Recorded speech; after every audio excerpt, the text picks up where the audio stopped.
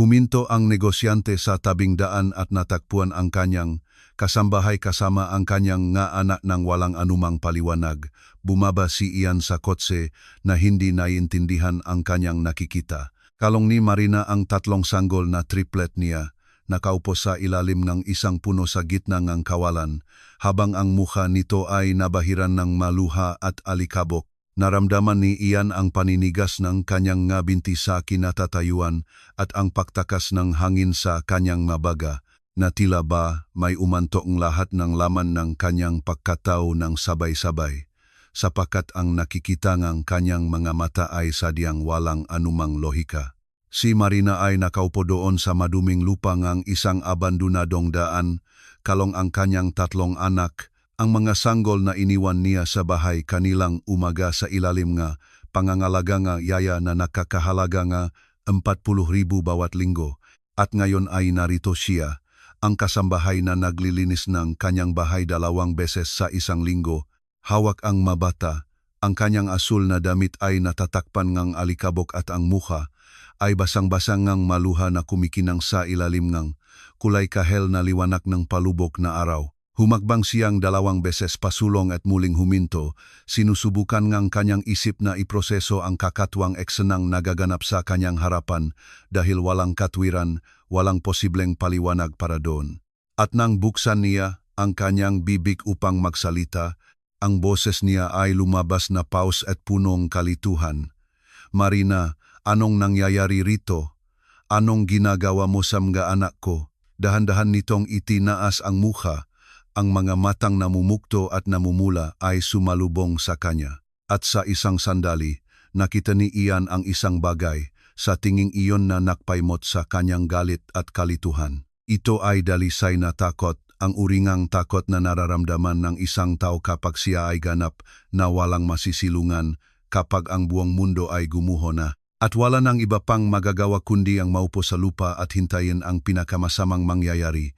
Mas hinigpitan ni Marina ang pagyakap sa mga sanggol sa kanyang dibdib, habang ang tatlong munting katawan ay bahagyang gumagalaw sa kanyang kandungan, at lumunok siya ng malalim bago nakasagot. "Wala po akong mapagpipilian, Sir Ian. Sumusumpa po ako na wala akong ibang mapagpipilian." Naramdaman ni Ian ang inis na umaakyat sa kanyang lalamunan, ngunit sa parehong pagkakataon ay may kakaiba sa boses nito na nagpatigil sa kanya sa pagbulyaw.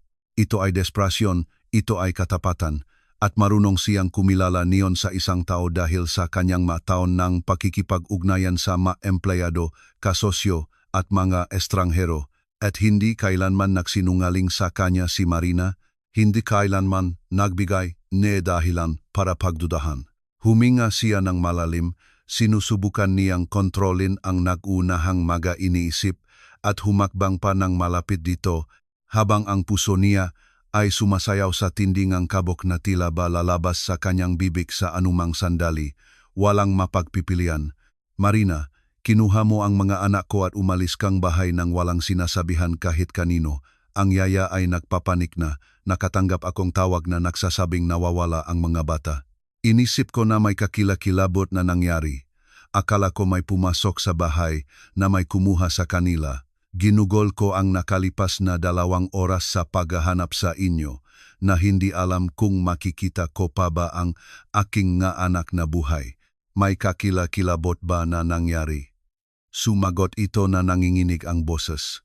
At sa pagkakataong ito, ang mga luha ay muling pumatak ng masagana sa mukha nitong puno nga alikabok, nag-iwan ng malilinis na guhit sa maruming balat. "Ang yaya na kinuha ninyo, ang babaeng iyon na naniningil ng napakalaking halaga, hindi po siya kung sino ang iniisip ninyo. Hindi po siya nandiyan para alagaan ang masanggol, Sir Ian, nandiyan po siya para saktan sila." Pinaksalubong ni Ian ang kanyang kilay. Ang kalituhan ay nahaluan ngayon ng isang hiblang ng pag-aalala na nagsimulang lumago sa loob niya na parang isang nakalalasong binhi. Sapagkat si Marina ay hindi uringang tao na nag-imbento ng mga kwento. Siya ay tahimik, masipag, hindi kailanman nakikialam sa mga bagay na hindi sa kanya, at ngayon ay narito siyang nangingini. Hawa ang kanyang mga anak na tila ba ang buhay ng mga ito ay nakasalalay doon. At may kakaiba sa paraan kanyang pagsasalita. Isang bagay na toto at desperado na nagpabago sa isip ni Ian na marahil ay nagsasabi itong katotohanan. Anong ibig mong sabihin? Ipaliwanag mo ng maayos dahil wala akong maintindihan kahit ano. Huminga ng malalim si Marina. Pinunasan ang mukha gamit ang likod ng kanyang kamay at tumingin sa mga sanggol sa kandungan bago nagpatuloy. Na tila ba sinisiguro kung maayos pa ba sila, kung humihinga pa, kung ligtas pa sila. Dumating po ako sa bahay ninyo kanilang umaga para maglinis tulad ng lagi kong ginagawa tuwing Miyerkules. At nang pumasok ako sa pinto sa likod, narinig ko ang yaya na may kausap sa telepono sa sala. Kinakabahan siya, nagsasalita ng mahina. Noong una ay hindi ko binigyan ng pansin dahil akala ko ay normal na usapan lang, ngunit napansin ko na masyado siyang balisa. Ang boses niya ay kakaiba, tensyonado, kaya huminto ako para makinig. Anong mabagay ang sinabi niya? Pinag-usapan niya ang masanggol, Sir Ian. Sinabi niya na ngayong gabi ang itinakdang araw, na handa na ang lahat, na ang taong nasa kabilang linya ay hindi kailangang mag-alala dahil magagawa niya ang kanyang ipinangako at walang maghihinala ng kahit ano dahil nagtitiwala kayo sa kanya ng lubos. Naramdaman ni Ian ang pagbaliktad ng kanyang sikmura, ngunit sinubukan niya pa ring panatilihin ang kalmado dahil maaari itong maging kahit ano, maaring isang maling pagkaunawa, isang usapan na nawalan ng konteksto. Marahil ay may iba siyang pinag-usapan tungkol sa ibang trabaho na ginagawa niya bukod sa pag-alaga sa mga sanggol. Marina, maraming ibig sabihin niyan. Marahil ay may ibang sitwasyon siyang tinutukoy, ibang trabaho. Ewan ko, baka may ibang pamilya siyang inaalagaan sa gabi. Hindi po, Sir Ian. Putol ni Marina ng may katatagan. At sa unang pagkakataon ay nakita niya ang determinasyon sa mga mata nito, isang lakas na hindi niya akalaing nasa babaeng ito na napakatahimik at mahiyain. Iyan din po ang iniisip ko noong una. Sinubukan kong kumbinsihin ang aking sarili na praning lang ako, na mali ang aking hinala, ngunit binanggit niya ang pangalan ng sanggol. Sinabi niya si Gabriel, si Sofia at si Miguel. Sinabi niya na ang tatlo ay natutulog at walang makapapansin ng kahit ano hanggang sa maging huli na ang lahat, hanggang sa makauwi kayo sa bahay at matakpuan sila. Ang katahimikan na namayani sa pagitan nila ay naging mabigat, siksik, punong tensyon na hindi pa kailanman naramdaman ni Ian noon, sapagkat ngayon, ang mga salita ni Marina ay hindi na mukhang kabaliwan, mukha itong isang babala, isang alarma na hindi niya maaring balewalain. At tumingin siya sa tatlong sanggol sa kandungan nito, lahat sila ay tahimik, tumitingin sa paligid ng may inosenteng taglay ng mamaliliit na bata, ganap na walang kamalayan sa panganib na umaligid sa kanilang umaga. Anong ginawa mo pagkatapos mong marinig iyon? Bakit hindi mo ako tinawagan agad-agad? Nagpanik po ako, Sir Ian. Hindi ko alam ang gagawin ko. Hindi ko alam kung tatawag ako sa inyo o sa pulisya, ngunit natatakot ako na baka mapansin niya. Natatakot ako na kung gagawa akong maling galaw, mapapansin niya na nakikinig ako at may gagawin siya sa mga sanggol bago pa man may dumating. Kaya nanatili lang akong nakatayo doon, nakasandal sa dingding ga pasilyo, nanginginig, sinusubukang magdesisyon. At ano ang ipinasya mo? Ipinasya ko po na hindi ko maaring isapalaran ang buhay nila, Sir Ian. Ipinasya ko na walang pakialam kung tama ako o mali. Walang pakialam kung mawawalan akong trabaho o kung magagalit kayo sa akin. Ang mahalaga ay may labas ang mga batang ito doon, may lagay sila sa ligtas na lugar, malayo sa babaeng iyon at pagkatapos ay lutasin natin ang natitira. Kaya kinuha mo sila at umalis ka. Opo, pagpapatunay ni Marina. Muling nanginginig ang boses at tumingin sa ibaba sa mga sanggol na tila ba muling binubuhay ang bawat segundo ngang sandaling iyon ng kilabot. Hinintay ko siyang pumunta sa banyo, narinig ko ang pagsasara ng pinto at ang pagdaloy ng tubig sa gripo, at doon po ako pumasok sa sala. Kinuha ko silang tatlo, isa-isa, Inilagay ko sila sa malaking bag ng sanggol na nasa sofa, ang kulay rosas na bag na may mga bulsa sa makabilang gilid at tumakbo ako palabas sa pinto sa likod. Hindi ko na nailiko ang susi sa pinto, hindi ko na nakuha ang magamit ko, kinuha ko lang ang masanggol at tumakbo ako ng mabilis hanggat kaya ko. Ipinasa ni Ian ang kanyang kamay sa mukha, sinusubukang iproseso ang lahat ng iyon dahil ang sitwasyon ay masyadong kakatwa. Ito ang uri ng bagay na nangyayari lamang sa mga pelikula, sa mga balitang trahedya na pinapanood niya sa telebisyon na iniisip na hindi kailanman mangyayari sa kanya, hindi kailanman sa kanyang pamilya, hindi sa kanyang mga anak. Tumingin siya sa paligid, ang walang lamang daan ay umaabot sa makabilang panig. Ang araw ay nagsisimula nang lumubog sa abot tanaw, kinukulayan ang lahat ng kahel at ginto, at si Marina ay naroon, pagod, natatakot, hawak ang kanyang nga anak na tila ba sa kanya ang maito, na tila ibinigay ang kanyang buhay para sa kanila. Bakit hindi mo ako tinawagan pagkatapos? Bakit hindi ka huminto sa isang lugar at huminging tulong? Naiwan po ang cellphone ko sa bahay, Sir Ian. Nasa lupo itong aking bag kasama ang aking pitaka, mga susi, lahat po. Umalis ako sa sobrang pagmamadali na wala akong nadampot. Kinuha ko lang ang mga sanggol at ang bag nila na may mga dudu at lampin.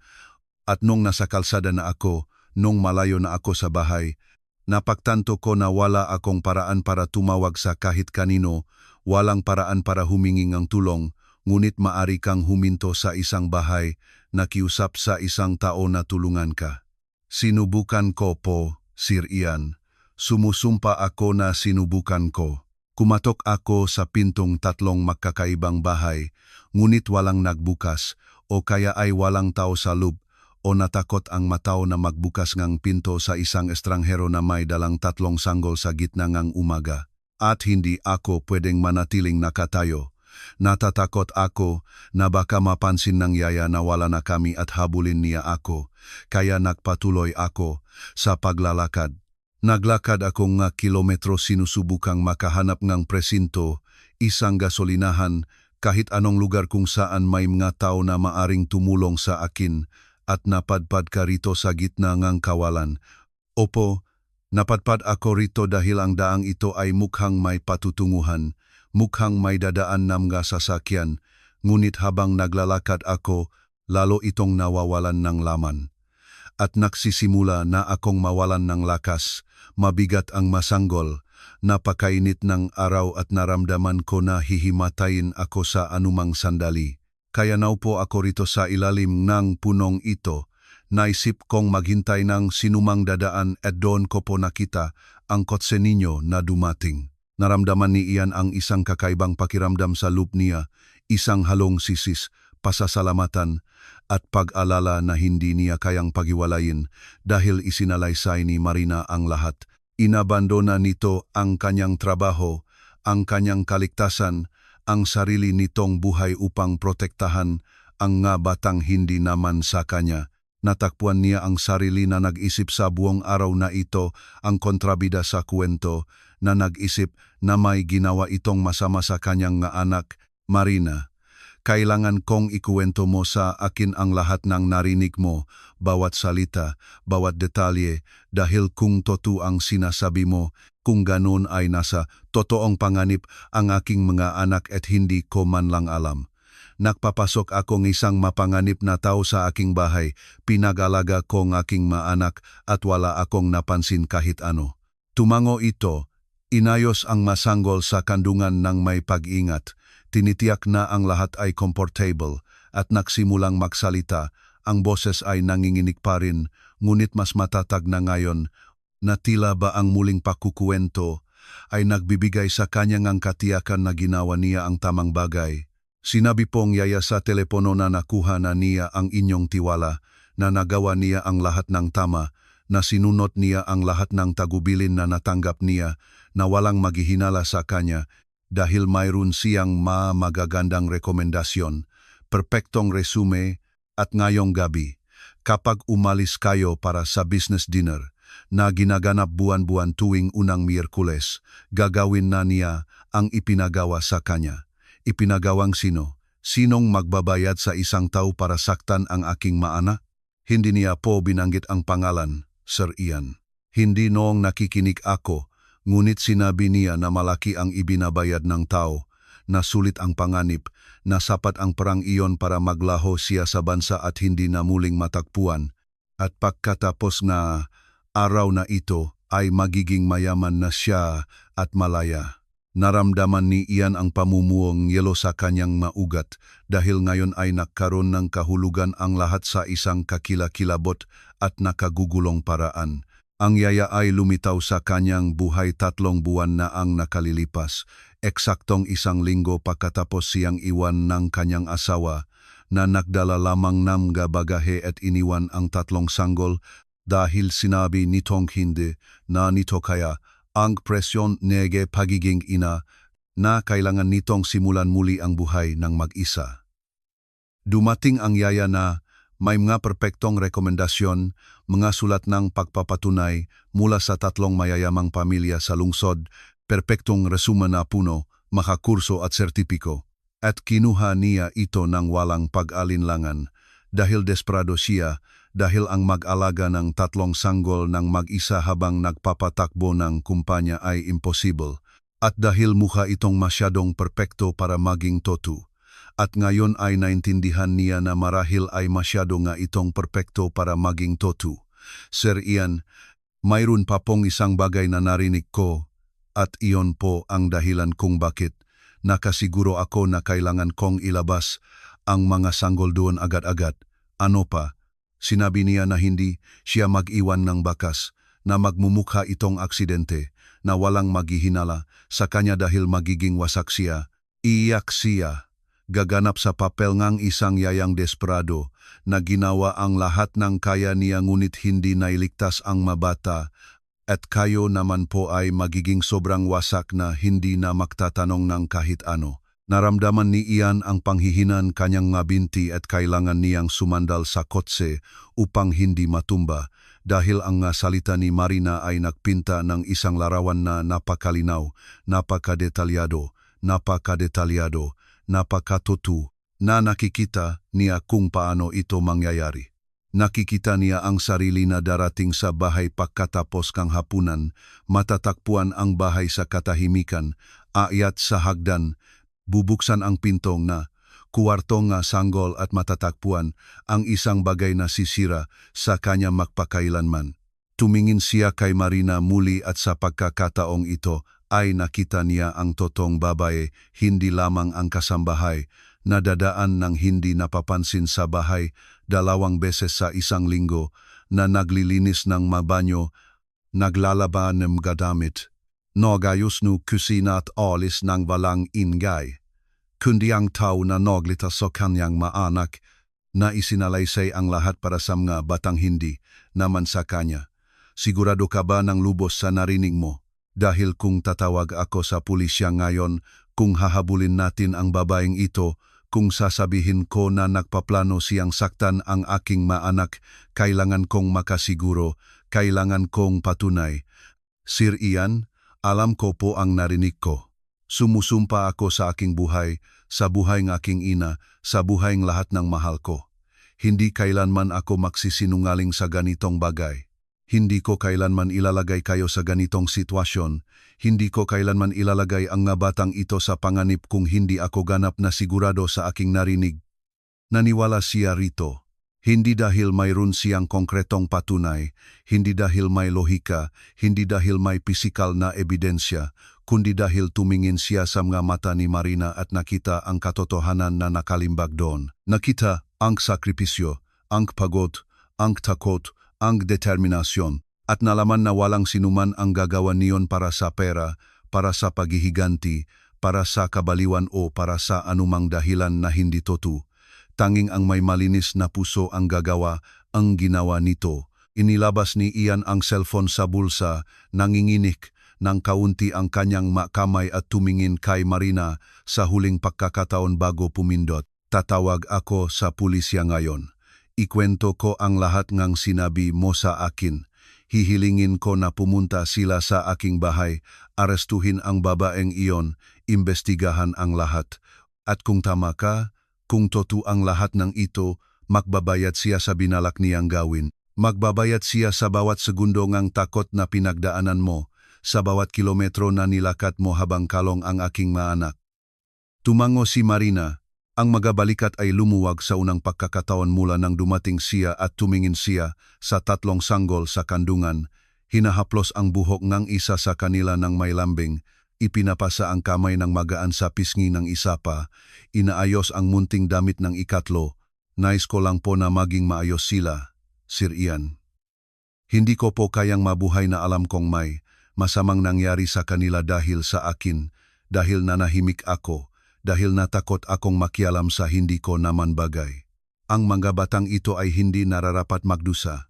Wala silang kasalanan sa kahit ano.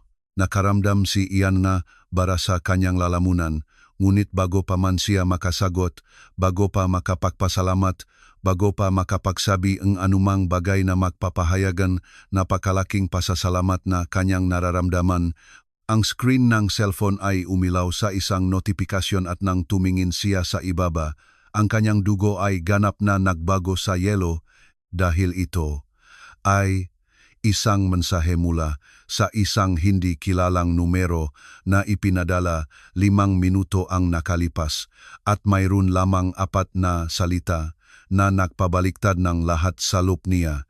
Mga simpleng salita, ngunit punong isang banta na imposible niyang balewalain. Alam ko kung nasaan kayo. Binasa ni Ian ang mensahe ng 2 beses, 3 beses, sinusubukang iproseso ang kanyang nakikita, sinusubukang intindihin kung paano naging possible iyon. O pagkatapos ay binasa niya ito ng malakas, ang boses ay lumabas na nanginginig at puno ng takot. Alam ko kung nasaan kayo, ulit ni Ian at tumingin kay Marina na nanlalaki ang mata, ang panik ay nagsisimula ng kumuha sa kanya. Paano niya nalaman kung nasaan tayo? Paano naging posible? Namutla si Marina. Ang kaunting kulay na natitira sa kanyang mukha ay ganap na naglaho. Ang buong katawan ay tumigas at tumingin siya sa paligid ng walang lamang kalsada na tila ba inaasahan na may lilitaw mula sa mga anino sa anumang sandali. Lalabas mula sa likod ng mga puno, lilitaw mula sa kawalan.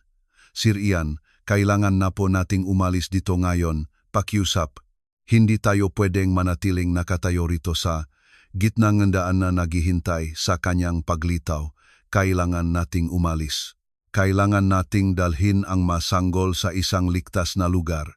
Hindi siya nag-atubili, hindi nag-aksaya ng oras sa pagtatanong o pagsubok na intindihin. Itinago ang cellphone sa bulsa, humakbang ng mabilis patungo kay Marina at iniunat ang mga bisik patungo sa mga sanggol. Ibigay mo sila sa akin, ilagay natin sila sa kotse ngayon at umalis tayo rito agad-agad. Huwag nating hintayin na matuklasan kung totoo ba ang mensaheng ito o kung subok lamang natakutin tayo. Tumayo si Marina ng may kahirapan, ang mga binti ay nanginginig sa naipong pagod at panibagong takot at nagsimulang ipasa ang mga sanggol kay Ian, isa-isa, nang may buong pag-ingat sa mundo upang hindi sila magulat, upang hindi gumawa ng mga biglaang galaw na maaring mag-iwan sa kanila na umiiyak. At habang ginagawa iyon, hindi siya humihinto sa pagtingin sa kalsada, sa mga puno sa paligid, sa abot tanaw kung saan ang araw ay patuloy sa pagbaba, sa anumang galaw na maaring magpahiwatig ng panganib. At hinawakan ni Ian ang 3 maliliit sa kanyang dibdib, nararamdaman ang bigat nila, ang init na mga marupok na katawan, ang mabilis na tibok ng puso. At sa unang pagkakataon sa araw na iyon, talagang naintindihan niya ang ginawa ni Marina. Kinarga nito ang bigat na iyon sa mga kilometro sa ilalim ng nakatutunaw na araw, walang tubig, walang pagkain, walang pahinga, walang tulong, dahil lamang sa katiyakan na ginagawa niya ang tamang bagay, dahil lamang sa pangangailangan na protektahan ang 3 inosenteng buhay. Halika ng mabilis, wala tayong oras, sabi niya, at ang 2 ay tumakbo patungo sa itim na kotse na nakaparada sa gilid ng daan. Ang mga paa ay nagpapasabog ng alikabok mula sa tuyong lupa. Binuksan ni Ian ang pinto sa likod gamit ang isang kamay habang hawa ang masanggol sa isa pa. Binabalanse ang 3 munting katawan ng may kakayahan na hindi niya alam na mayroon siya. At tumulong si Marina sa pag-ayos sa kanila sa mga charsit na palagi niyang pinananatiling naka-install sa upuan sa likod.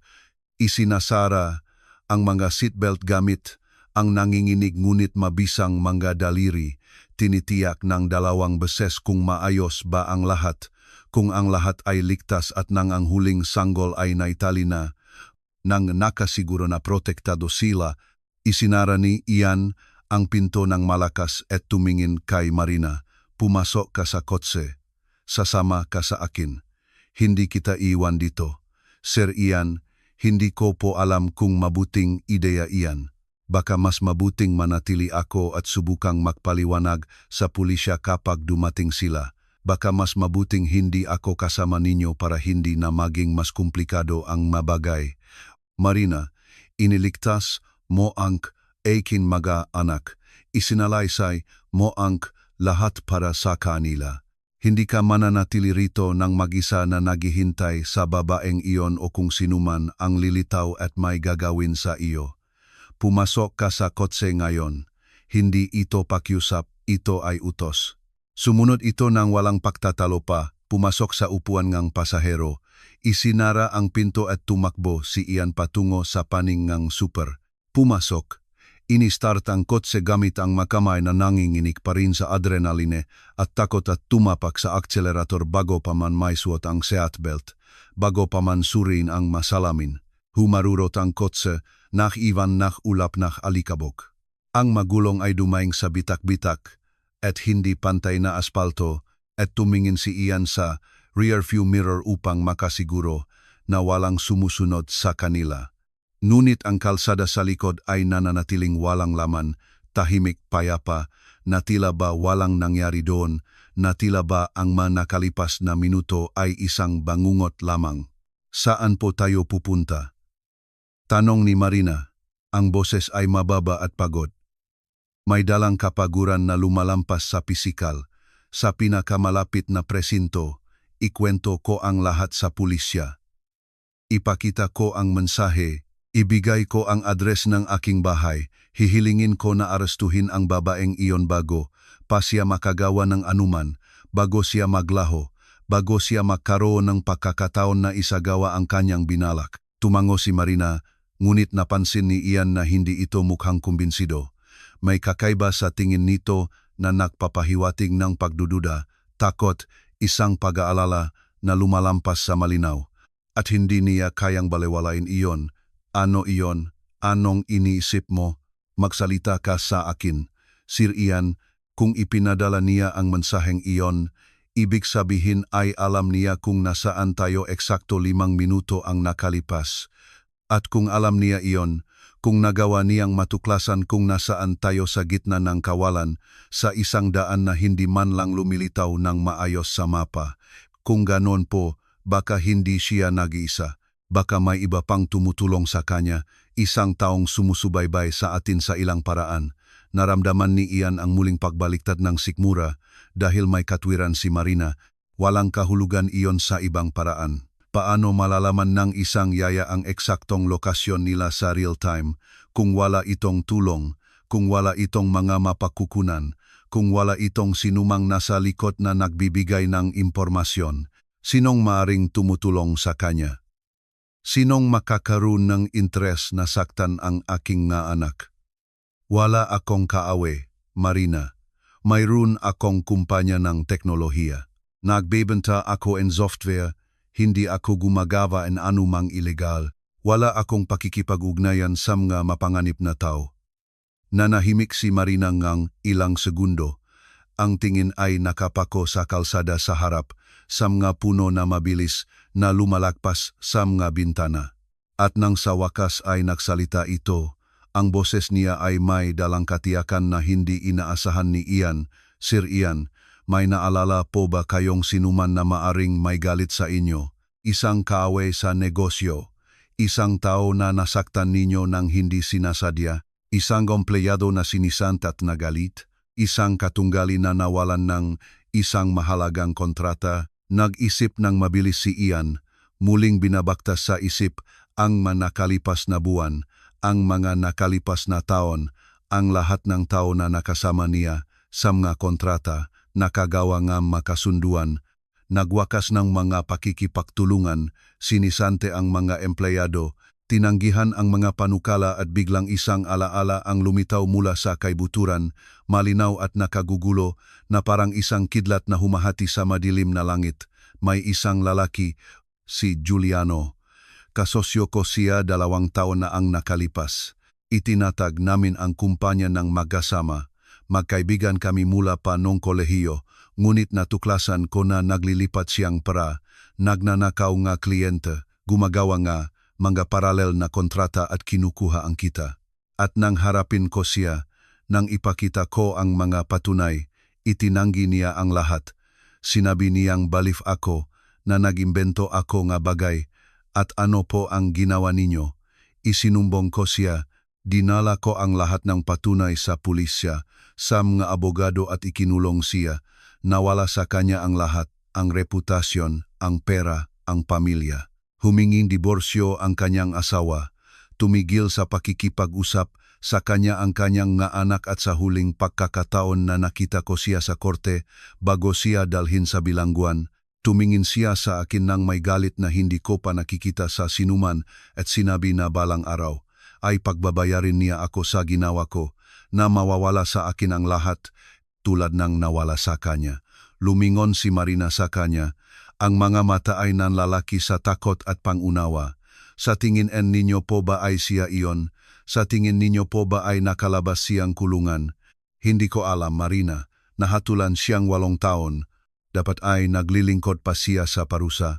Ngunit 2 taon na ang nakalipas. At kung nagawa niyang makalabas ng mas maaga dahil sa mabuting pag-ugali, kung nakakuha siya na ilang uri ngang benepisyo, kung nagbayad siya ng suhol para makalabas ng mas maaga, kung ganon ay may katwiran. May buong katwiran sa mundo na nais niyang magiganti sa akin sa pinakamasamang paraan na possible. Binilisan pa ni Ian ang takbo. Ang speedometer ay umaakyat sa 120 kilometer. Ang kotse ay humaharurot sa walang lamang kalsada na ngayon ay nagsisimula ng maging mas malawak, mas sementado, at muli niyang inilabas ang cellphone gamit ang isang kamay lamang. Pinapanatili ang gisa pa sa manibela. Sinusubukang panatilihing matatag ang kotse habang binubuksan ang screen para tumawag sa pulisya. Ngunit bago pa man niya mapindot ng emergency number, bago pa man mapindot ang button ng tawag, isa pang mensahe ang dumating. Ang notifikasyon ay nagpailaw sa screen at nagpatigil sa kanyang puso sa 1 buong segundo. Maari kayong tumakbo ng kahit gaano ninyo gusto, Ian. Maari kayong pumunta sa kahit saan ninyo gusto. Maari kayong humingi ng tulong sa kahit kanino ninyo gusto, ngunit palagi akong magiging isang hakbang sa harap ninyo. At sa pagkakataong ito, mawawala sa iyo ang lahat. Tulad ng nawala sa akin dahil sa iyo, mararamdaman mo ang parehong sakit na naramdaman ko, ang parehong pag-isa, ang parehong desperasyon. Binasa ni Marina ang mensahe kasama niya. Itinasngihip ang katawan para makita ang screen ng cellphone. At ang katahimikan na kumuha sa kotse ay naging nakabubingi, mabigat, siksik, puno ngang tensyon na tila ba sumisipsip ngang lahat ng hangin sa loob-engan sasakyan at nag-iwan lamang ng dalisay at hubat na takot. Hinawakan ni Ian ang manibela ng napakahigpit hanggang sa mamuti ang mga kasukasuan ng kanyang mga daliri. Lumitaw ang mga ugat sa kanyang tensyonadong bisik at tumingin siya kay Marina nang may mabangis na determinasyon na hindi niya alam na mayroon pa pala sa loob niya. Hindi ko hahayaang mangyari iyan, Marina. Sumusumpa ako sa lahat na pinakabanal na hindi ko hahayaang may mangyari sa aking mga anak, sa iyo, sa kahit kanino. Ang lalaking ito ay kumuha ng mataw na aking kapayapaan, nagpadusa na sa akin, sumira ng isang pagkakaibigan, ngunit hindi niya hahawakan ang aking maanak. Sir Ian, kailangan natin ng tulong, hindi natin kayang harapin ito ng mag-isa. Hindi ninyo po naiintindihan kung siya nga ang nasa likod nito, kung nakalabas nga siyang kulungan at ginagawa ang lahat na ito, hindi siya hihinto. Hindi siya susuko dahil lang sa tumakas tayo. Alam ko, at iyan ang dahilan kung bakit diretso tayo sa Central Precinct. Hindi ako hihinto sa kahit anong lugar bago iyon. Papasok ako doon, ipakita ko ang mga mensaheng ito, ikwento ko ang lahat ng sinabi mo sa akin, hihingi ako ng proteksyon ng pulisya at tutulungan nila tayo. Ngunit nang tumingin muli si Ian sa rearview mirror para lamang kumpirmahin na ang kalsada sa likod ay wala pa ring laman, ang nakita niya ay nagpalamig sa kanyang dugo sa ikatlong pagkakataon sa hapong iyon na tila ba walang katapusan dahil ngayon ay wala ng kalsadang walang laman at tahimik sa likod nila. May isang kotse, isang sasakyang madilim at malaki na lumilitaw sa abot tanaw na parang isang nagbabantang anino humaharurot sa direksyon nila sa isang bilis na hindi nag-iwan ng pagdududa sa maintensyon nito. Marina, kumapit ka ng mahigpit sa kahit ano. Iswat mo ang seatbelt ngayon. Sinusundan tayo at kailangan kong magpatakbo ng mas mabilis pa rito. Hinikpitan ni Marina ang seatbelt gamit ang mga kamay na nanginginig at tumingin sa likod sa madilim na kotse na papalapit ng mas mabilis. Pinuputol ang distansya sa pagitan nila na tila ba usapin na lamang ng ilang segundo bago sila maabot. At tinapakan ni Ian ng sagad ang accelerator. Nararamdaman ang ugong ng makina sa ilalim ng hood. Ang speedometer ay umaakyat sa 140 hanggang 150 kilometer. Ang tanawin sa paligid ay nagiging mga malabong guhit ng berde at kayumangging kulay. Nagsimulang umiyak ang mga sanggol sa upuan sa likod, natatakot sa bilis, sa mga uga, sa tensyon na pumupuno sa bawat sentimetro ng kotse, at ipinaling ni Marina ang katawan para subukang patahimikin sila. Iniunat ang kamay para hawakan ang munting paa ng isa sa kanila, gumagawa ng mga malalambot na tunog gamit ang bibig. Sinusubukang maghatid ng kalmado na hindi naman niya nararamdaman. Mayos lang po, aking mga mahal. Mayos lang ang lahat. Magiging mayos tayo, bulong niya. Ngunit ang boses ay lumabas na basag. At alam ni Ian na ang mga salitang iyon ay higit para sa sarili niya kaysa sa mga bata. Tumingin siya muli sa rearview mirror at nakitang mas malapit pa ang kotse. Nakikita niya na ngayon na ito ay isang itim na SUV na may mga madidilim na salamin at may kakaiba sa paraan ng paggalaw ng sasakyan, isang bagay na agresibo at determinado na nagpapakita na kung sino man ang nagmamaneho ay walang intensyon na sumunod lamang, may intensyon itong umabot, pumuwersa ng paginto, mautapos sa kung ano ang sinimulay nito. Biglang lumiko si Ian sa kanan, pumasok sa isang sekundaryang daan na biglang lumitaw, isang makipot na daan na napaliligiran ng mga makakapal na puno sa makabilang panig at ang kots ay bahagyang dumanas ng skid bago muling nakatakbo na traksyon nagpapasabog kay Marina sa pinto. Sir Ian, saan po papunta ang daang ito? Hindi ko alam. Hindi pa ako kailanman dumaan dito. Ngunit hindi tayo pwedeng magpatuloy sa pangunahing kalsada. Aabutin nila tayo. Kahit paano rito ay may pagkakataon tayong makahanap ng ilang likuan, ilang lugar para magtago. Hindi sumagot si Marina, kumapit lamang ng mahigpit sa dashboard at nagpatuloy sa pagtingin sa likod. Binabantayan ang SUV na gumawa ng parehong liko at ngayon ay sumusunod sa likod nila, patuloy sa pagpapatakbo, patuloy sa paglapit.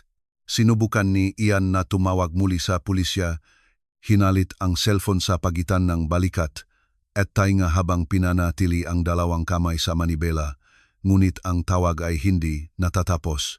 Ang signal ay nagpapalit-palit sa pagitan ng isang bar at wala, at napagtanto niya na sila ay nasa isang napakarural na lugar, masyadong malayo sa kahit anong cell tower, walang signal. Hindi ako makatawag sa kahit kanino, sabi niya at ibinasura ang cellphone sa dashboard nang may pagkadismaya. Sir Ian, anong gagawin natin? Mas papalapit sila. Walang sagot si Ian dahil sa unang pagkakataon sa buhay ay ganap siyang walang kontrol sa sitwasyon, walang plano, walang estratehiya, tumutugon lamang, sinusubukan lamang na mabuhay. At nang tumingin sa harap, nakita niya na ang kalsada ay nagsisimulang umakyat sa isang burol, nagiging mas makipot pa, at tinapakan niya pa ng sagad pinupuwersa ang makina sa limitasyon nito. Ang SUV sa likod ay bumilis din at, bigla, naramdaman ni Ian ang isang impact sa likuran ng kotse, isang marahas na kalabok na nagpayanig sa buong sasakyan, at sumigaw si Marina, hawak ang dashboard gamit ang dalawang kamay, at ang mga sanggol ay umiyak ng mas malakas pa. Binangga nila tayo, Sir Ian, sinusubukan nilang ilabas tayo sa kalsada. Alam iyon ni Ian. Nararamdaman niya ang pagkawalangang katatagan ng kotse.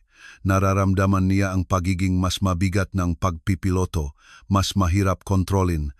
Dan nang bumangga ang SUV muli, sa pagkakataong ito ay may higit na lakas. Ang kanyang kotse ay lumabas sa lane ng isang segundo. Ang magulong sa kanan ay napunta sa gilid ng lupa, nagpapasabok ng mabato at alikabok, at kailangan niyang ikot ang manibela ng may lakas para makabalik sa aspalto. Ang pahinga niya ay mabilis, ang puso ay kumakabok ng napakalakas na tila ba sasabok na, at tumingin siya ng mabilis kay Marina. Nakita ang takot na nakalimbag sa mukha nito at nalaman na kailangan niyang gumawa ng anuman. Kailangan niyang baguhin ang sitwasyon sa ilang paraan dahil kung magpapatuloy sila ng ganun, sa loop ng kulang sa 1 minuto, ang SUV na iyon ay magagawang ilabas sila sa kalsada, gagawin ang kotse na tumagilid at kung ganun ay mawawala ang lahat. Marina, kunin mo ang aking cellphone, subukan mong tumawag sa kahit anong numero ng emerhensya, sa kahit kanino, subukan mong magpadala ng mensahe, kahit ano, kailangan natin ng tulong. Kinuha nito ang cellphone gamit ang mga nanginginig na kamay. Binuksan ang screen at nagsimulang sumubok. Ngunit nakikita ni Ian sa ekspresyon nito na hindi ito gumagana, na ang signal ay nananatiling wala. Ang kalsada ay nakarating sa tuktok ng burol at nagsimulang bumaba sa kabilang panig. Nakita niya sa harap ang isang sangandaan, 2 opsyon, isa sa kaliwa, na mukhang nagpapatuloy sa rural na lugar at isa pa sa kanan na pumapasok sa isang masalimuot na kagubatan. Gawa niya ang desisyon sa isang bahaging segundo, lumiko sa kanan, pumasok sa daang lupa na pumapasok sa gubat. Ang mapuno ay nagsasara sa itaas nila na parang isang berdeng tunnel at ang SUV ay nagatubiling isang sandali bago sumunod. Bakit po kayo pumasok dito? Magiging biktima tayo kung ang daang ito ay walang labasan. Alam ko, ngunit sa labas ay lugi tayo. Dito kahit paano ay mayroon tayong mapuno, may gubat. Kung ang kotse nila ay masyadong malaki, mahihirapan silang magmanobra. Ito ay isang mapanganib na pusta. Alam iyon ni Ian, ngunit ito ang tanging pagkakataon na mayroon sila. At nagbatuloy siya sa pagpapatakbo sa daang lupa. Ang kotse ay lumulukso sa mga hukay at bato, ang suspension ay dumaraing sa ilalim ng pagsisikap at sa ilang segundo ay inisip niya na gumana ito dahil nang tumingin sa likod ang SUV ay naiwan sa likod, nawala sa pagitan ng liko ng gubat. Ngunit pagkatapos, nang lumiko siya sa isang mas masikip na kurba, nang akala niya ay sa wakas ay nagawa niya silang iligaw, nakita niya ang isang bagay sa harap na nakpababang ang kanyang puso sa dibdib. Ito ang katapusan ng daan, isang munting hinto sa gubat kung saan ang kalsada ay simpleng nagtatapos, walang labasan, walang pagpapatuloy, mga makakapal lamang na puno sa harap at sa mga gilid. Huwag naman, bulong ni Ian na tumatapa sa preno ng may lakas. Ang kotse ay nagskit sa maluwag na lupa bago ganap na huminto sa harap ng sasakyan, halos humipo sa mga puno. Tumingin si Marina sa paligid. Ang panik ay kumuha sa kanya. Sir Ian, nakulong tayo, walang mapupuntahan. Anong gagawin natin ngayon? Tumingin si Ian sa rearview mirror at nakita ang SUV na lumilitaw. Sa kurba sa likod nila, bumabagal, humihinto sa humigit kumulang 20 metrong distansya. At sa isang sandali, ang lahat ay naging tahimik, ang tunok lamang ng makina ng 2 kotse na umaandar at ang mahinang iyak ng magasanggol sa upuan sa likod. Pinatay niya ang makina, huminga ng malalim at tumingin kay Marina ng may kaseryosohan na hindi pa nito nakikita sa kanya noon. Marina, makinig ka sa sasabihin ko sa iyo. Lalabas akong kotse. Kakausapin ko kung sino man ang nasa SUV na iyon at habang ginagawa ko iyon, manatili ka rito. Ilok mo ang mapinto at kung may maganap na masama, kung makita mo na ang sitwasyon ay nagiging mapanganib, kunin mo ang mga sanggol at tumakbo ka sa loop ng gubat. Naintindihan mo ba? Tumakbo ka at huwag kang lilingon sa likod. Sir Ian, hindi ko po kayo maiwan ng mag-isa. Hindi ko po kaya. Kaya mo at gagawin mo dahil ang masanggol na ito ay kailangan ka. Marina, kailangan nila na ikaw ay buhay at ligtas para alagaan sila. Kaya, pakiusap, gawin mo ang hinihiling ko.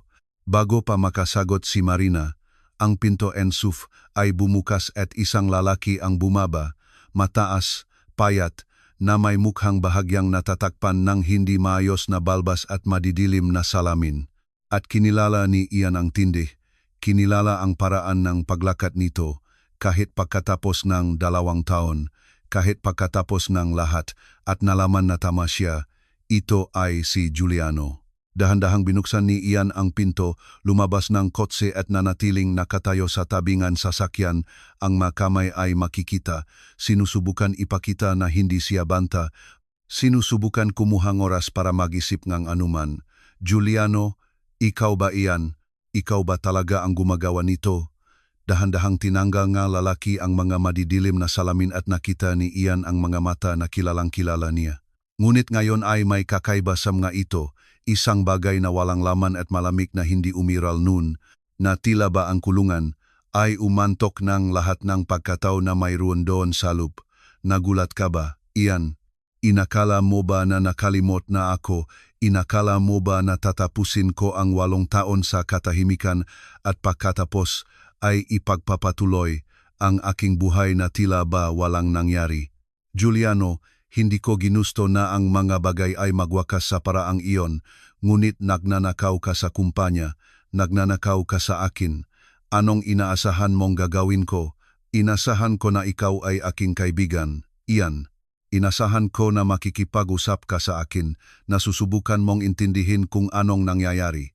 Mayroon akong mautang, desperado ako, kailangan kong para bayaran ang paggamot ng aking ina, ngunit hindi. Pinili mo akong sirain, pinili mo akong itapon sa kulungan, pinili mo na tapusin ang lahat ng aking itinayo. Humakbang si Ian ng pasulong, ang makamay ay nakataas pa rin, sinusubukan panatilihin ang kalmado sa boses. Giuliano, kung sinabi mo sa akin, kung ipinaliwanag mo ang sitwasyon, maari tayong makahanap ng ibang solusyon. Ngunit nagsinungaling ka, nagtago ka, nagpatuloy ka sa pagnanakaw kahit noong nagsisimula na akong maginala. Dahil nahihiya ako, Ian, dahil ayaw kong malaman mo na ako ay bangkarote, na nawala sa akin ang lahat, na hindi ko man lang kayang alagaan ang aking sariling pamilya. At ngayon sa tingin mo ba ay may malulutas ito? Sa tingin mo ba ang saktan ang aking maanak ay mag-aayos sa kung anong nangyari? Walang mayayos niyan, ngunit kahit paano ay mararamdaman mo ang naramdaman ko. Malalaman mo kung ano ang mawalan lahat, kung ano ang makitang ang iyong buhay ay gumuho. Naramdaman ni Ian ang paglago ng pagkadismaya, ngunit pinanatili ang boses na kontrolado. Giuliano, naintindihan ko na galit ka, naintindihan ko na gusto mo akong pagbayarin, ngunit ang aking maanak ay walang kinalaman dito. Sila ay inosente, wala silang ginawa sa iyo. Sila ay masanggol lamang. Eksakto Ian, wala silang ginawa, tulad ng aking mga anak na walang ginawa. Ngunit kahit ganoon ay nagdusa sila, nawalan silang ama, nawalan silang bahay. Ang aking anak na babae ay kailangang huminto sa pag-aaral sa pribadong paaralan dahil wala na akong paraan para magbayad. Ang aking anak na lalaki ay nagsimulang makaroon ng mga problema sa paaralan dahil ang ibang mga bata ay tinutukso siya, sinasabi na ang ama ay magnanakaw. Kaya ngayon ay mararamdaman mo ang parehong bagay. Mawawala sa iyo ang iyong maanak at kung ganon ay patas na tayo. Juliano, alang-alang sa Diyos, isipin mo ang sinasabi mo. Hindi ka ganyan, hindi ka masamang tao. Naging magkaibigan tayo sa mga taon. Ikaw ang ninong sa aking kasal. Naroon ka nung kailangan ko at alam ko na sa kaibuturan mo ay ikaw pa rin ang taong iyon. Huwag mo akong sabihan kung ano ako o hindi ako. Hindi mo na ako kilala, Ian. Hindi mo alam ang pinagdaanan ko sa mga 2 taon na iyon sa lupngang kulungang iyon. Hindi mo alam kung ano ang mahiya araw-araw. Ang tratuhin na parang basura, makatanggap ngang balita na ang iyong asawa ay humingi ng diborsyo sa pamamagitan ng sulat na ang iyong maanak ay ayaw nang makipag-usap sa iyo. Si Marina sa loob ng kotse ay pinagmamasdan ang lahat habang mabilis ang tibok ng puso at nakita niya nang ang ikalawang tao ay bumaba sa SUV, isang babae, at kinilala niya ito agad. Ito ang yaya, ang parehong babae na nasa bahay ni Ian kanilang umaga. Ang parehong babae na narinig niyang nagpaplano no kakila-kilabot sa telepono. Naramdaman ni Marina ang pagmula ng yelo sa dugo at instinktibong inilagay ang kamay sa hawakan ng pinto, handang kunin ang masanggol at tumakbo kung kinakailangan. Kaya, ikaw nga pala talaga. Kinuha mo ang babaeng ito para pumasok sa aking bahay, para makuha ang aking tiwala at pagkatapos ay gumawa nga anuman sa aking maanak habang wala ako sa malapit. Hindi mahirap iyan. Kailangan niyang pera para magbayad ng mga utang. Mayroon akong perang itinago mula noon, perang hindi mo alam na mayroon ako, perang ininvest ko sa account sa ibang bansa, at nag-alok akong sapat para gawin niya ang trabaho. Mga pekeng rekomendasyon na binili mula sa isang ahensya sa internet, resume na inimbento ng isang profesional, mga sulat ng pagpapatunay na dinaya, lahat ay pinaplano sa mga munting detalye sa loob ng mga buwan. Naramdaman ni Ian ang galit na lumalago sa loob niya, ngunit alam niya na hindi niya maaring hayaan itong mamuno, hindi maaring mawalan ng kontrol dahil kung gagawin niya iyon, kung susugot siya kay Juliano, ang lahat ay mawawala. At anong makukuha mo rito, Juliano? Sa tingin mo ba ang sirain ang aking buhay ay mag-ayos sa iyo? Sa tingin mo ba ang saktan ang mainosenteng bata ay maghahatid sa iyong kapayapaan? Gagawin ba nitong igalang kamuling ang iyong nga anak? Hindi ito tungkol sa kapayapaan, Ian. Tungkol ito sa katarungan. Tungkol ito sa pagbabayad mo sa ginawa mo. At may makukuha ako rito. Makukuha ko ang kasiyahan na makita kang nagdurusa, makita kang wasak, makita kang umiyak tulad ng pag-iyak ko, makita kang nawawalan ng kagustuhang mabuhay tulad ng pagkawala ko. Juliano, kung gagawin mo iyan, kung sasaktan mo ang aking maanak, hindi ka makatatakas, makukuha kang pulisya sa loob ng ilang oras. Babalik ka sa kulungan at sa pagkakataong ito ay mananatili ka doon hanggang sa katapusan ng iyong buhay. Mamamatay ka sa loob ng selda na iyon. Wala na akong pakialam, Ian. Hindi mo ba naiintindihan? Wala na akong anuman na mawawala. Ang buhay ko ay nagtapos na 2 taon na ang nakalipas. Kaya, kahit ano pa kung babalik ako sa kulungan o hindi, kahit paano ay makakaroon akong kasiyahan na malaman na nakdurusa ka ng labis tulad ng pagdurusa ko, na ikaw ay wasak tulad ng pagkakawasak ko. Naramdaman ni Ian ang desperasyon na kumuha sa kanya dahil malinaw na si Juliano ay hindi nag-isip ng rasyonal, kinuha itong galit at ng kagustuhang magiganti at walang loyal na argumento na maaaring maupabago rito. Tumingin siya ng mabilis sa kotse kay Marina sa loob, sa 3 sanggol sa upuan sa likod at nalaman na kailangan niyang gumawa ng isang marahas na bagay, isang bagay na magpapabago ng ganap sa sitwasyon. Sige, Juliano, nanalo ka, tinatanggap ko. Mari mong gawin ang kahit anong gusto mo sa akin, mari mo akong saktan, mari mo akong dalhin sa kahit saan mo gusto, mari mong gawin ang sa tingin mo ay magbibigay sa iyong kasiyahan, ngunit iwanan mo ang aking nga anak at si Marina sa kapayapaan. Wala silang kinalaman dito. Ang away ay sa pagitan ko at sa iyo. Palaging ganon, ipinaling ni Juliano ang ulo na tila ba kinukonsidera ang panukala. At sa isang sandali, Inakala ni Ian na gumana ito, na marahil ay may pagkakataon, ngunit pagkatapos ay ngumiti ang lalaki, isang malamig at walang lamang ngiti na hindi umaabot sa mga mata. Hindi, Ian, hindi ganyan ang takbo nito, hindi mo naiintindihan. Ayaw kong saktan ka sa pisikal, masyadong madali iyon, masyadong mabilis iyon, gusto kong saktan ka ng totu, gusto kong sirain kung ano ang pinakamahal mo, tulad ng pagsira mo sa kung ano ang pinakamahal ko. Gusto kong mabuhay ka kasama ang sakit na ito sa natitirang bahaging ang buhay, tulad ng mabubuhay ko. Sa sandaling ito ginawa ni Marina ang desisyon, hindi siya pwedeng maupo doon na naghihintay. Hindi niya pwedeng hayaan si Ian na harapin iyon ng mag-isa. Hindi niya pwedeng pahintulutan na ang magabatang iyon ay gamitin bilang pampalit sa isang pahihiganti na walang kinalaman sa kanila. Dahan-dahan niyang binuksan ang pinto ng kotse, lumabas at nanatiling nakatayo sa tabi ni Ian. At nang tumingin si Juliano sa kanya ng may gulat, nagsalita siya ng may katatagan na nakpataka maging sa sarili niya. Kung gusto ninyo pong saktan ang mga batang ito, kailangan ninyo muna akong daanan dahil hindi ko hahayaan, hindi ako mananatiling nakatayo na pinapanood na mangyari ito. Makasisiguro kayo doon, tumawa si Juliano. Isang tunog na tuyo at walang katatawanan, at sino ka naman? Ang bida sa kwento, ang matapang na kasambahay na magliligtas sa lahat, sa tingin mo ba ay may mababago ka? Ako po ay isang tao na wala ring anuman na mawawala, sir. Ako ay isang tao na lumaki ng walang anuman, na nagtrabaho sa buong buhay para mabuhay, na nakaharap na sa mga bagay na mas masama kaysa sa iniisip ninyo, at hindi ako natatakot mamatay kung ito ay para protektahan ang mga inosenteng bata. Kaya, kung gusto ninyong makarating sa kanila, kailangan ninyo akong alisin sa daan, at sinisiguro ko na hindi magiging madali. Sinisiguro ko na lalaban ako hanggang sa aking huling hininga. Tumingin si Ian kay Marina, nagulat sa katapangan nito, sa determinasyon na ipinapakita nito, at nakaramdam ngang kakaiba sa loob niya, isang halongang pasasalamat at paganga na hindi niya akalaing mararamdaman para sa isang tao na halos hindi niya kilala hanggang sa araw na iyon.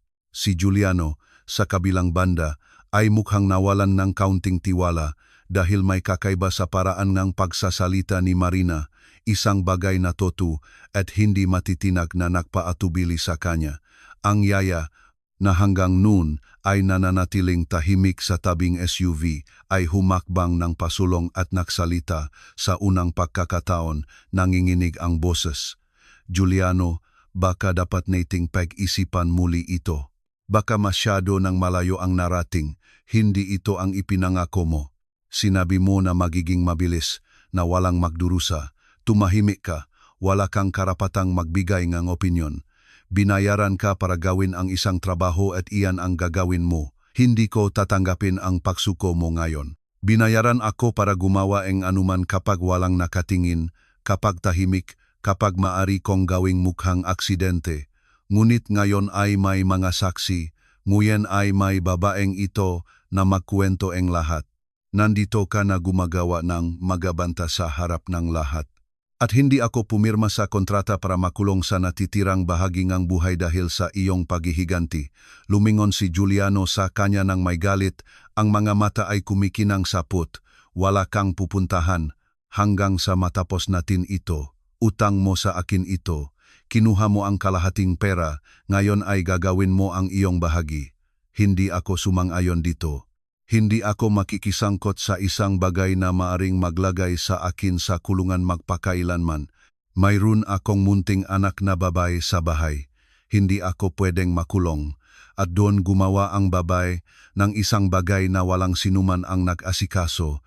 Inilabas nito ang cellphone sa bulsa at nagsimulang pumindot.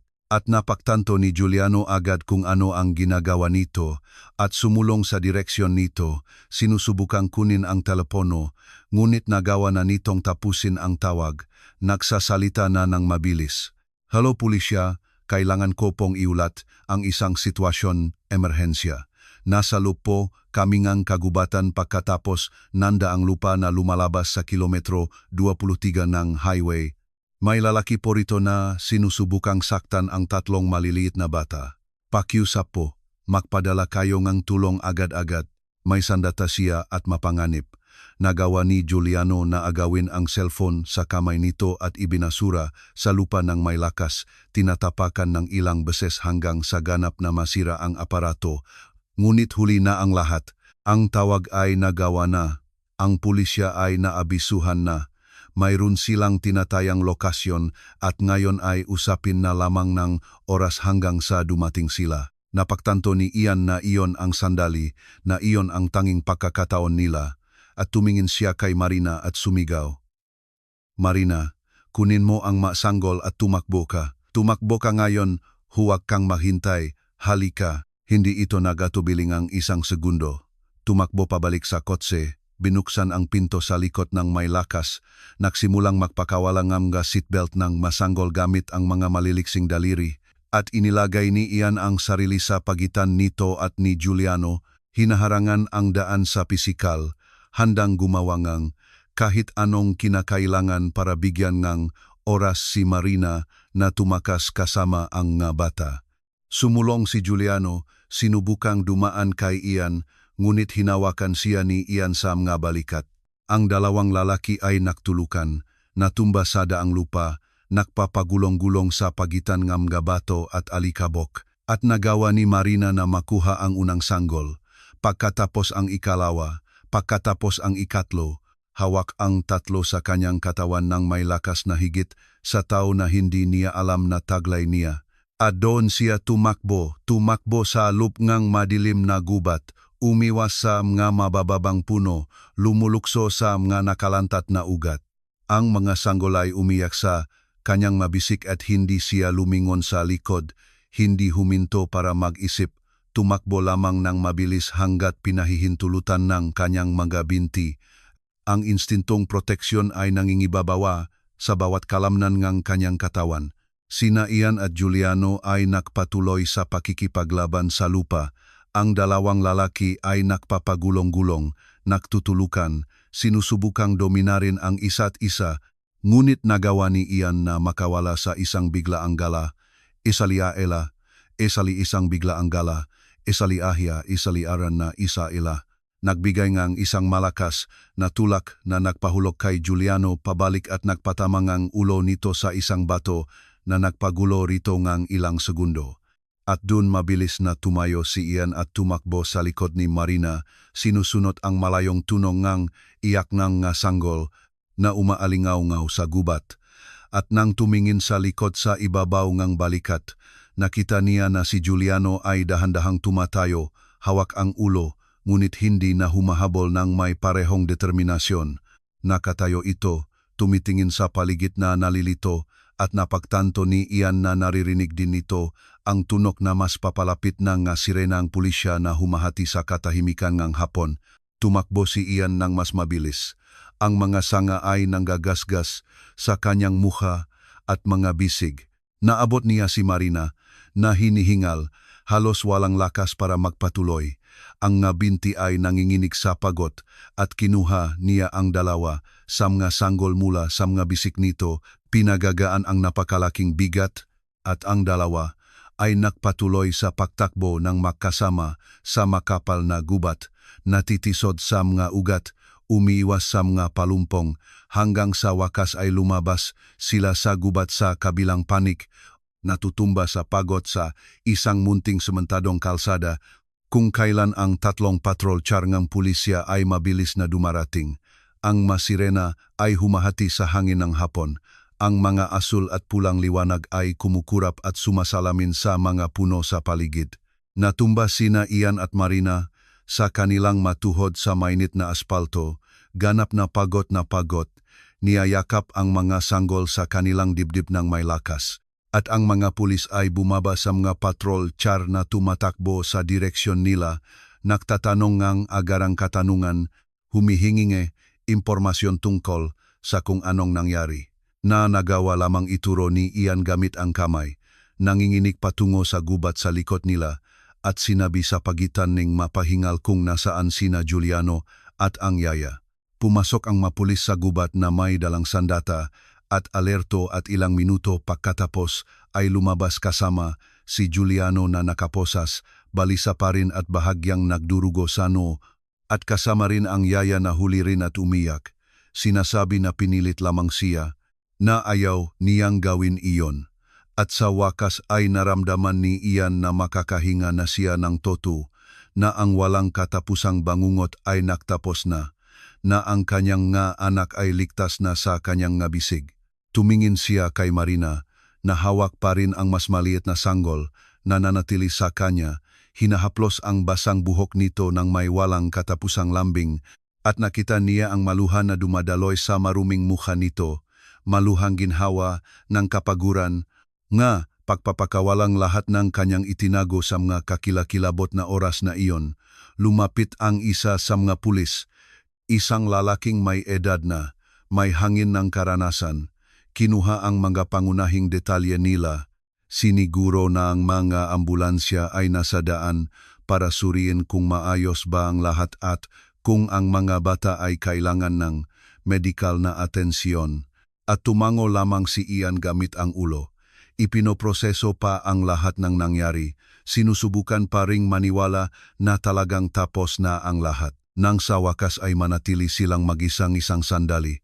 Nakaupo sa gilid ng kalsada, naghihintay sa pagdating ng ambulansya, kasama ang masanggol na sa wakas ay tumatahimik sa kanilang makandungan. Tumingin si Ian kay Marina at nagsalita. Ang boses ay nanginginig pa rin sa emosyon.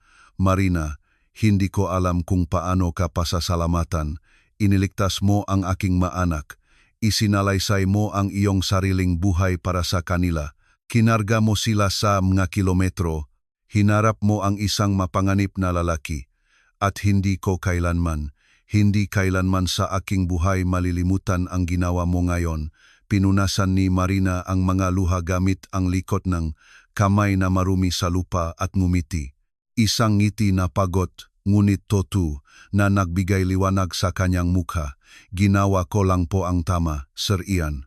Hindi ko po kayang mabuhay kasama ang aking sarili, na alam kong hinayaan kong may masamang mangyari sa mga inosenteng batang ito. Hindi sila karapat-dapat doon. Higit ka pa sa isang kasambahay, Marina. Ikaw ay isang totoong bida. Ngunit nais kong malaman mo na simula sa araw na ito, kung tatanggapin mo, hindi ka na magtatrabaho bilang kasambahay sa aking bahay. Nais ko na ikaw ang maging opisyal na yaya ng aking mga anak na may disenteng sahod, kasama ang lahat ng karapatan na may sariling kuwarto sa bahay. Nais ko na maging bahagi kang aming pamilya ng totu dahil nagtitiwala ako sa iyo ng lubos. At ang mas mahalaga, ankama, ang aking mga anak ay kailangan ka. Kailangan nila ang isang tulad mo na nag-aalaga sa kanila. Tumingin si Marina sa kanya, ang mga mata ay nanlalaki sa gulat at emosyon, at pagkatapos ay tumingin sa tatlong sanggol, sa mga munting mukha na inosente na kinarga niya sa napakaraming kilometro, na pinrotektahan niya gamit ang sariling buhay nang hindi nag-isip ng dalawang beses, at naramdaman ang pagsisikip ng puso sa isang mabuting paraan, sa isang mainit na paraan na matagal na niyang hindi nararamdaman mula nang mawala ang kanyang sariling pamilya taon na ang nakalipas. Sir Ian, tinatanggap ko po ng may buong puso. Isang karangalan ang alagaan sila. Isang karangalan ang maging bahagi ng buhay nila. At ang mga ambulansya ay dumating 15 minuto pagkatapos. Sinuri ngang mga paramediko ang lahat ng may pag-ingat. Sinuri ang mga sanggol isa-isa, kinumpirma na maayos sila sa pisikal, pagod lamang at natatakot, ngunit walang sugat. Sinuri si Marina, na may ilang magalos sa mga bisik at binti mula sa pagtakbo sa gubat, at sinuri si Ian, na may hiwa sa mukha at mga pasa sa mga bisik mula sa pakikipaglaban kay Juliano, ngunit walang seryoso, walang kailangan ng pagkakaospital. Pagkatapos ng mga unang tulong, isang patrol car ng pulisya ang nakdala kina Ian, Marina at sa tatlong sanggol pabalik sa lungsod, sa kaligtasan ng Central Precinct, kung kailan ipinalipas nila ang mga sumusunod na oras. Ibinibigay ang kanilang detalyadong salaysay. Ikinukuwento ang lahat ng nangyari mula noong umagang iyon nang marinig ni Marina ang kahina-hinalang usapan, bawat sandali ng pagtakas, bawat detalye nga, paghabol at ang mga sumusunod na oras ay naging isang kaguluhan ng mga papel na pipirmahan, mga katanungan na sasagutin, mga deklarasyon na gagawin, mga larawan na kukunin bilang ebidensya. Ngunit sa wakas, nang ang gabi ay ganap na pumatak sa lungsod, pinalaya na sila para makauwi sa bahay. Mabagal ang pagmamaneho ni Ian sa pagkakataong ito, nang walang anumang pagmamadali, iginagalang ang lahat ng limitasyon ng bilis, pinahahalagahan lamang ang simple at mahalagang katotohanan na ang lahat ay buhay, na ang kanyang maanak ay ligtas sa upuan sa likod, natutulog ng payapa at comfortable sa mga maingat na bisik ni Marina. At nang makarating sa wakas sa bahay, nang pumasok sa pinto, sa harap at binuhay ang lahat ng ilaw sa sala, ang lahat ay mukhang kakaiba, mukhang mas ligtas, mas totu, mas mahalaga kaysa sa kung ano ito noon. Inihanda ni Ian ang pinakamagandang kwarto en panauhin para kay Marina. Ininsist niya na manatili ito doon sa gabing iyon at sa lahat ng mga sumusunod na gabi hanggang sa lumipat ito ng permanente. Pinalitan niya ang ngasapin sa kama ng personal. Naglagay ng mamalinis na tuwalya sa banyo at nang sa wakas ay ang lahat ay nakaayos na, nang ang tatlong sanggol ay natutulog ng malalim sa kanilang makuna at si Marina ay nagpapahinga sa kwarto sa tabi. Naupo si Ian ng mag-isa sa madilim na sala. Hinayaang ang lahat ng emosyon na kanyang itinago sa buong imposibleng araw na iyon ay sa wakas ay lumabas. At umiyak siya, umiyak sa ginhawa, umiyak sa pasasalamat, umiyak sa takot na naalala, inisip ang lahat ng maaring mangyari, ngunit hindi nangyari. Sa mga sumusunod na araw at linggo, si Juliano ay formal na naakusahan ng subok na pagdukot, ng konspirasyon para gumawa ng seryosong krimen, ng banta, ng pagsubaybay at ng lahat ng iba pa na pinahihintulutan ng batas. At ang yaya ay gumawang isang formal na kasunduan sa piskalya. Sumang-ayon ito na ikwento ang lahat ng nalalaman tungkol sa plano kapalit ng isang makabuluhang bawas sa parusa. At nalaman ni Ian sa pamamagitan ng kanyang abogado na sa wakas, pagkatapos ng 2 mahabang taon ng pagdadala ng bigat na iyon, ang madilim na kabanata na iyon ng kanyang buhay ay talagang nagwakas na ng tuluyan. Lumipat si Marina ng opisyal sa bahay pagkatapos ng 1 linggo. Dinala ang kanyang mga counting gamit sa 2 lumang bagahe. Kinuha ng ganap ang pangangalaga sa 3 sanggol na mabilis na napamahal sa kanya sa isang kahangahangang paraan. At sa paglipas panahon, naging higit pa siya sa isang empleyado o isang yaya. Naging mahalagang bahagi siyang pamilya. Ang tao na hinahanap ng mga sanggol kapag nagigising na umiyak sa gitna ng gabi. Ang tao na kinokonsulta ni Ian kapag kailangan niyang gumawa ng mga mahahalagang desisyon tungkol sa mga bata. Ang tao na nagpabago sa napakalaki at malamig na bahay na iyon tungo sa isang totoong tahanan, puno nga halahak ng pangangalaga, ng totoong pagmamahal. At sa tuwing tumitingin si Ian sa bintana at nakikita si Marina sa hardin na nakikipaglaro sa kanyang 3 anak, sa tuwing naririnig niya nga halahak nila na umaalingaw sa bahay, sa tuwing nakikita niya ang totu at ningning na ngiti sa mukha nito, habang nakukwento ng mga kwento bago matulog, sa tuwing napapansin niya ang totu at walang kondisyon na pagmamahal na mayroon ito para sa mga batang iyon, naalala niya ang kakilakilabot na araw na iyon sa maduming kalsada, ang mahalagang sandaling iyon kung saan ang lahat ay maaring naktapos sa paraang trahiko at hindi na mababago. Ngunit hindi nagwakas dahil ang isang simpleng babae, isang kasambahay na hindi man lamang napapansin ng lipunan, nadadaan ng hindi nakikita sa buhay ng karamihan sa mga tao, ay nagkaroon na pambihirang katapunan na gawin ang tama na isakripisyo ang ganap na lahat para sa mga batang hindi naman sa kanya, nang walang inaasahang anuman na kapalit. At alam ni Ian, sa kaibuturan ng puso na ang kanyang 3 anak ay nakamit hindi lamang ng isang mahusay na yaya, kundi ngang isang totoong ikalawang ina, isang taong magpoprotekta sa kanila gamit ang mga kuko at ngipin, mamahalin sila ng walang kondisyon, at alagaan sila ng may ganap na dedikasyon sa natitirang bahagi ng buhay. At hindi siya maaring maging mas nagpapasalamat, mas naginhawahan at mas nagpapasalamat sa katahimikan kasama ang katiyakang ito. Kung ang kwentong ito ay natagpuan ka sa tamang sandali, isulat dito ang iyong naramdaman. Ibahagi sa isang taong espesyal at sundan ang channel para magpatuloy sa pamumuhay ng kwento na nagbubuhat sa puso.